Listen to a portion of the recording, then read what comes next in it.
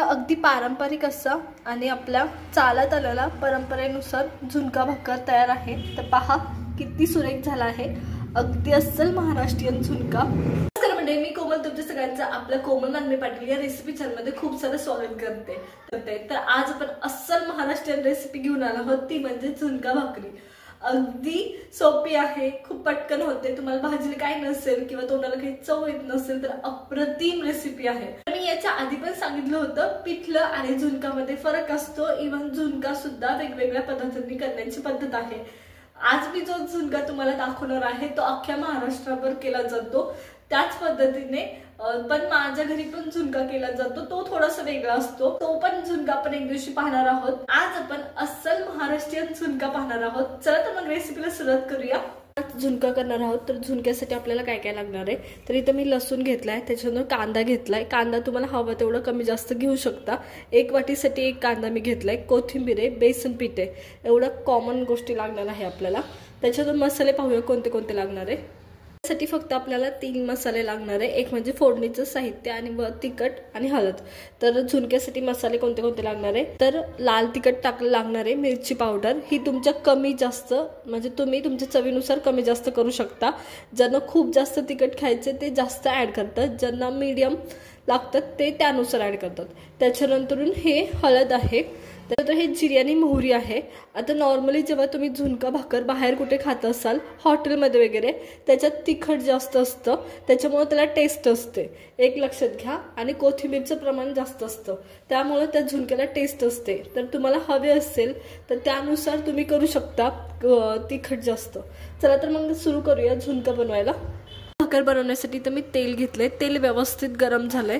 त्या टायमाला आपण याच्यात जिरी आणि मोहरी टाकतोय, व्यवस्थित तडतडू द्यायची दोन्ही पण, आणि खूप अति पण तडतडू द्यायची नाही, एवढं पण लक्षात ठेवा, करपू द्यायची नाही। त्याच टायमाला मी इथं लसूण टाकतेय खूप सारा।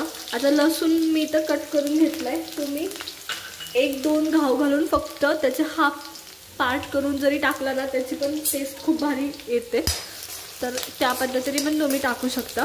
लसूण थोडासा लाल होऊ द्यायचा। लसूण थोडासा लाल झालाय, त्या टायमाला मी याच्यात कांदा ऍड करतेय। गॅस बारीक करा व्यवस्थित, आणि बारीक गॅसवर तुम्हाला कांदा परतून घ्यायचा आहे एकदम व्यवस्थित। आता कांदा खूप पण करपवायचा नाही आणि अति कच्चा पण ठेवायचा नाही, एवढं लक्षात ठेवा। तर हे एकदम व्यवस्थित बारीक गॅसवर परतून घ्यायचं आपल्याला कंटिन्युअसली, खूप छान लागतो। आता खूप जणांना कांदा जास्त आवडतो म्हणून काही ठिकाणी जास्त पण कांदा ऍड केला जातो, तर त्यानुसार तुम्ही करू शकता जास्त सुद्धा ऍड। एकदम व्यवस्थित परतून झालाय, तर पहा अगदी व्यवस्थित झालाय। त्या टायमाला आपण मसाले ऍड करतोय, तर गॅस बारीक करायचा आणि मसाले ऍड करून घ्यायचे। पहिले मी हळद ऍड करतेय, तर मी चमच्यात घेते जेणेकरून ते करपून जाऊ नये म्हणून, आणि त्याच्यानंतर मी लाल मिरची पावडर ऍड करतेय या पद्धतीने। तुम्हाला आवडीनुसार तुम्ही कमी जास्त करू शकता दोन्हीचं पण प्रमाण। तर हे मिक्स करून घ्यायचं।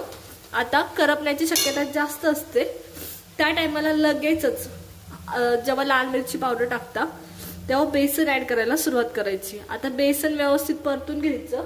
आता पिठल्यामध्ये झुणक्यामध्ये हाच फरक आहे की बेसन पिठल्यामध्ये पाणी टाकल्यानंतर ऍड केलं जातं, तर झुणक्यामध्ये आधी बेसन ऍड केलं जातं आणि मग पाणी ऍड केलं जातं। तर हे व्यवस्थित परतून घ्यायचं जेणेकरून त्याच्या गुठळ्या होऊ नये। बेसन एकदम व्यवस्थित परतलं गेलंय, तुम्हाला दिसतंय का अगदी कोरडं झालंय।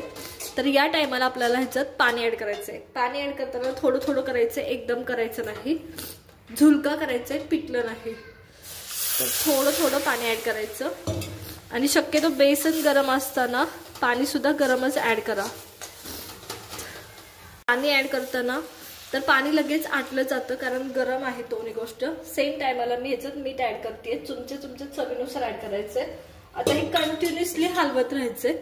आता जसं जसं तुमचं बेसन पाणी शोषून घेतं त्याच्यामुळे गरजेनुसार ऍड करत जायचं, जसं जसं ते शिजत जातं तसं तसं। तर या पद्धतीने आणि कंटिन्युअसली हलवत राहायचं, खूप थिक होतं।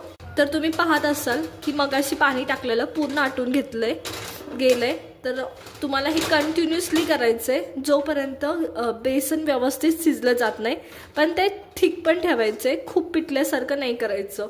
सुकं असतं झुणका, पूर्ण कोरड्यासारखं असतो, त्याच्यामुळं पिठलं मात्र आपलं पातळ असतं थोडंसं. तर या पद्धतीने हे मी कंटिन्युअसली पाणी आता ॲड करत जाते जोपर्यंत ते व्यवस्थित शिजत नाही तोपर्यंत, आणि हे मिक्स करत जायचं. इथं बेसन व्यवस्थित मी मिक्स करून घेतलंय आणि व्यवस्थित शिजवायच्या स्टेजला पण आणलंय मी.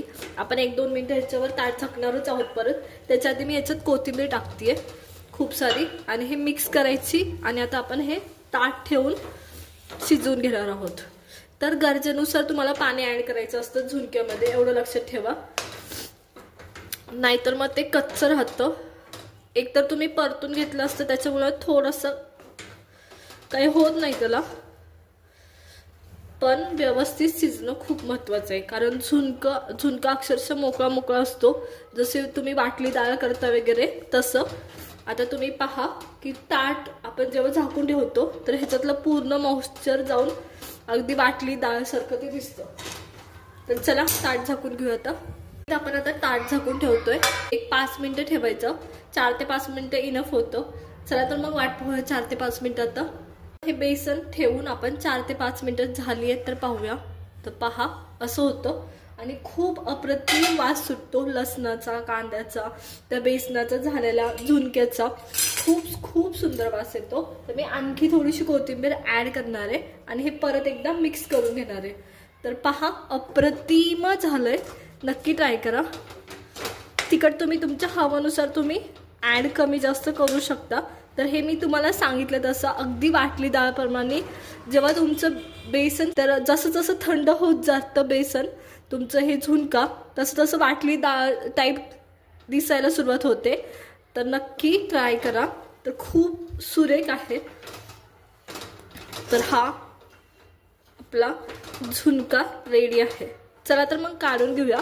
झुणका शक्यतो भाकरीसोबतच सर्व करतात, तर त्यामुळे नक्की भाकरीसोबत ट्राय करा. खाल्लं नसेल तर खाऊन बघा, खूप छान लागतो. तर चला मी हे काढून घेते. बरं, मी या व्हिडिओच्या आधीच सांगितलं की माझ्या घरी या पद्धतीने झुणका केला जात नाही, तर माझ्या घरी मात्र वेगळ्या पद्धतीने झुणका केला जातो. तो पण आपण एक दिवस पाहणार आहोत. त्याच्या आधी हा झुणका काढून घेऊ आपण पटकनी. झुणका वाढण्यासाठी भाकरी घेतली आहे. भाकरी ऑलरेडी बाजरीच्या आणि ज्वारीच्या भाकरीची दोन्हीची रेसिपी आपल्या चॅनलवरती आहे, त्याची लिंक मी खाली देईल, नक्की जाऊन पहा. अगदी छोट्यातली छोटी गोष्ट मी सांगितली भाकरी करताना काय काय काळजी घ्यायची. तर चला आता झुणका काढून घेऊया. तर हा झुणका तुम्ही कुठल्या पण येणाऱ्या जाणाऱ्या व्यक्तीला दिला ना, इवन तुमच्या घरी कोण पाहुणा आला, जस्ट आलाय आणि त्याच्यासमोर तुम्ही ही झुणका भाकर नेऊन ठेवली, तर त्याला तुमच्या इतर पाहुणचारापेक्षा ही झुणका भाकर खूप जास्त आवडेल. तर नक्की कुणाचं जर मन जिंकायचं असेल, विशेष करून जेव्हा तुम्ही बाहेर ट्रॅव्हलिंग करत असता, आपलं महाराष्ट्र सोडून बाहेर जात असतात, तेव्हा ही झुणका भाकर म्हणजे जीव की प्राण असतो. तर नक्की ट्राय करा. चला तर मी ही झुणका असाच काढून घेते. माझी झुणका भाकर रेडी आहे. तर ही कांद्यासोबत आणि मिरचीसोबत दिली जाते. तर मी तो आपल्या ठरल्याप्रमाणे कांदा ठेवलाय. हवं तर तुम्ही मिरची सुद्धा देऊ शकता, पण झुणकाच बराचसा तिखट असतो. जेव्हा तुम्ही बाहेर मात्र खाता तेव्हा ते देतात. तर तुम्हाला झुणका भाकर कसा वाटला हे मला कमेंट करून नक्कीच सांगा. रेसिपी आवडली असेल तर लाईक करा, शेअर करा आणि सबस्क्राईब करा. एकदम झटपट असा आपला झुणका भाकर तयार आहे. तर पहा किती सुरेख झाला आहे. तुम्हाला आज आपली झणझणीत झुणका भाकरीची रेसिपी कशी वाटली हे मला कमेंट करून नक्कीच सांगा. बरं, या व्यतिरिक्त तुम्हाला असे झणझणीत महाराष्ट्रीयन कोणते पदार्थ पाहायला आवडतील हे सुद्धा आम्हाला सांगा.